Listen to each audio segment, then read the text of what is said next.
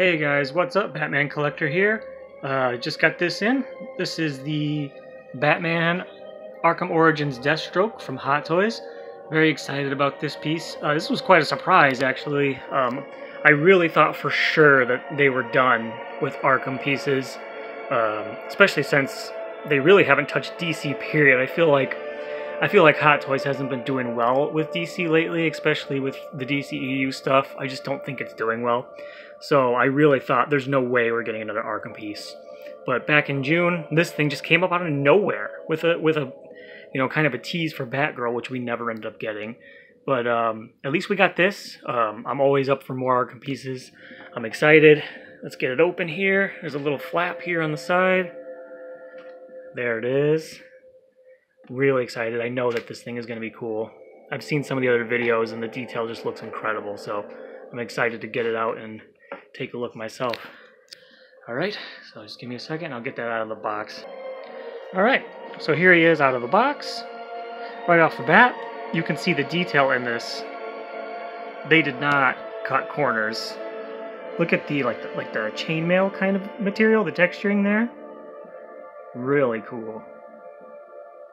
Here it comes with like a second, like a chest piece, so that if you want to bring his arms closer together to do like a pose holding the sword, you have that option. The staff here, which looks beautifully done. The detail there is really nice. Look at the stitching. Wow, look at the stitching and the straps. If I can get this to focus.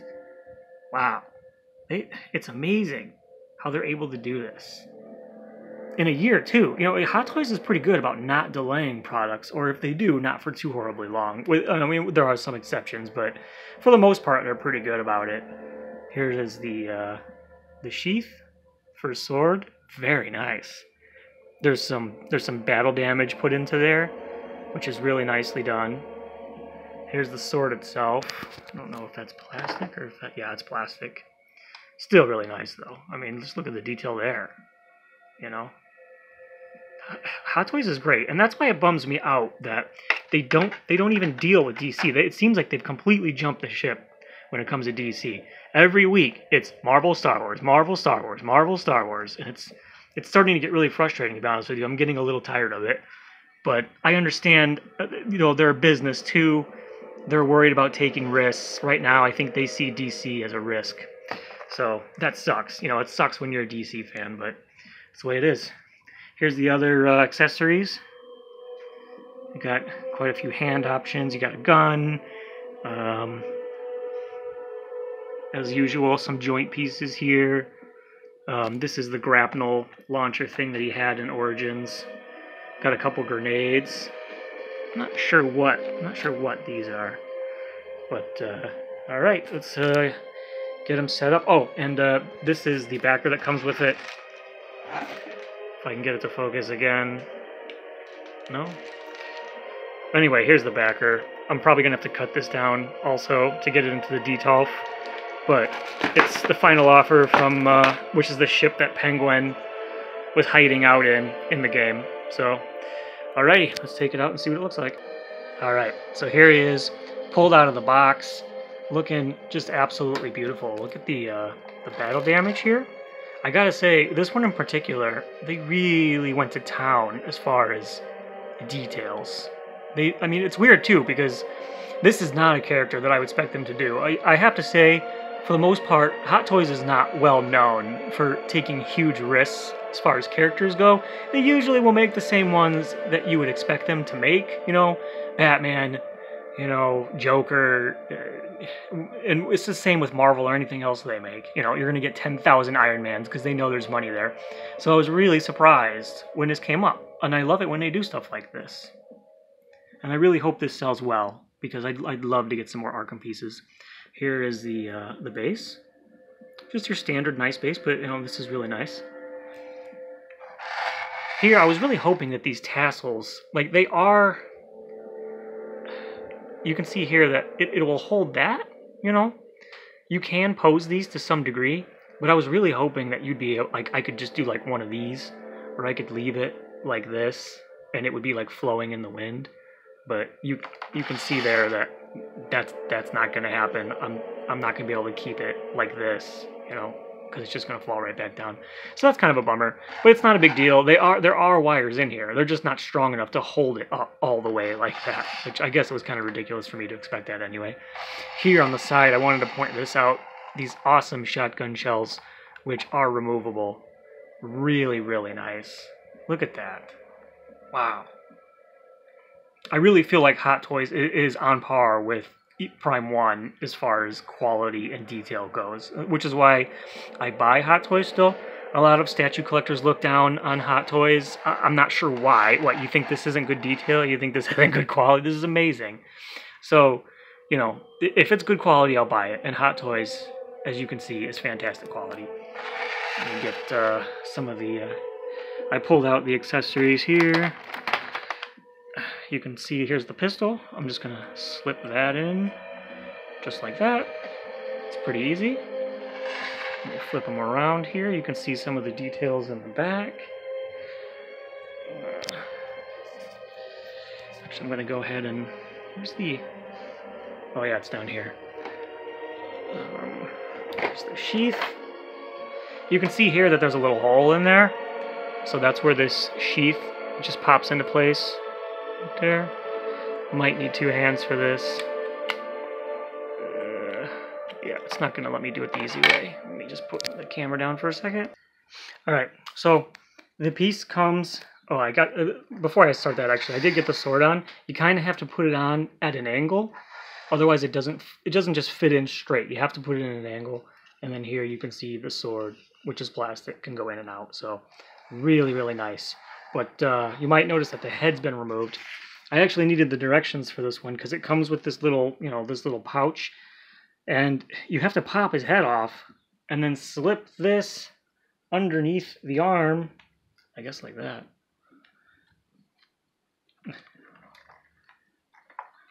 And then slip this over, I guess. I might need 2 hands for this too. But you have to slip that over to the other side and then put the head back on. And that's how you're apparently supposed to get this on. So let me fight with this for a second and see if I can get this to work. Alright, so I got the pouch in. You kind of have to lift this arm up, which, by the way, doesn't go up real far. That's about as far as I would comfortably like to go as far as articulation go. You can bend this. Fingers do not bend at all, which is also not a surprise. This does twist all the way around, though. To be honest with you, the articulation is not something that appeals to me. I don't really care about the articulation. I know some people do. A lot of people in the Hot Toys community care about articulation. That's a big deal to them. But for me, I basically treat these like statues. So, I'm not going to play with them. Like, I just want to make them look as cool as I can and then leave them in. And with Batman characters, you can usually get away with leaving them pretty stoic. So, I kind of tried to move him around. His leg doesn't go up real far either. Let me see how much there is in the foot. Hang on a second. So yeah, as far as foot articulation goes, is like little to none. Very little. But that's okay. Again, like I said, here are these little grenades. It's really hard to see. Once again, I needed the directions to see. And I don't know if you can see. There's little loops underneath here. Let me see if I can get it to... Yeah, see right there? There's a couple loops underneath his left arm. That's where the grenades are supposed to connect to. So that's just something to watch out for. This hand, it was super hard to get in there. It took me forever. You literally have to remove this section of the staff in order to slip it in his hand, and then you got to really push it into this particular hand to get it for him to hold it in the middle, because you got to take off this section. Both of these sides come out, and then you got to just jam it in there, and then you got to get his hand back into place, which is also no fun. But this vambrace can actually move up and down, it turns out, which I believe the Red Hood one does the same thing, where you can take his vambraces and actually move them, and that makes it easier, so that will make it so that the joint in the hand here is more exposed, so that you can get it in better.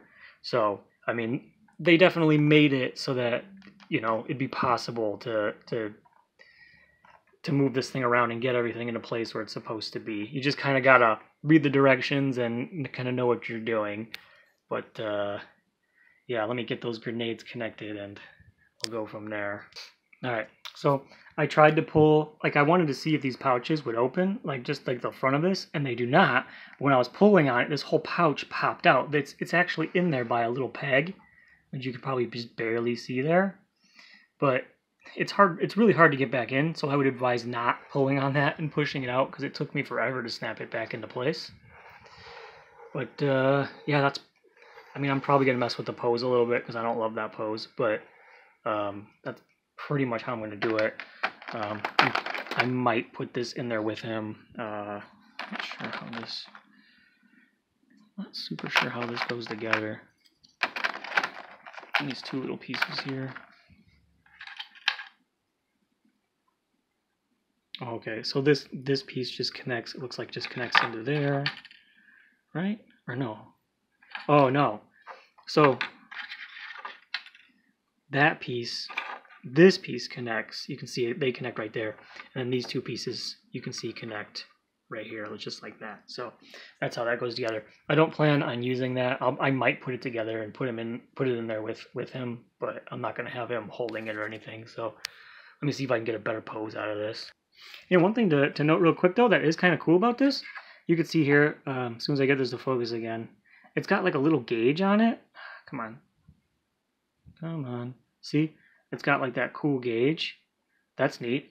And this actually is articulated. These two pieces, you can actually bend and move around the way you'd want it to.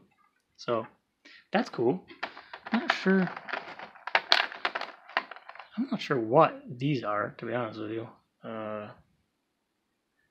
Yeah, I don't know. I'll have to look at the directions, but yeah, that's pretty much it as far as the accessories go. Nothing else in here except for that extra chest plate, which I'm not going to try and pull this out to put that in there because it's just, I would have to take all this off again to do that. So you got to kind of decide in the beginning if you want to use this chest plate or the other one, because otherwise you're going to have to take the head off, you're going to have to take this off, you're going to have to pop this back out and then put the other one back in and then put the whole thing back together. So I don't plan on having him holding his sword in front of him. I'm going to have the staff. So yeah, it's fine. All right.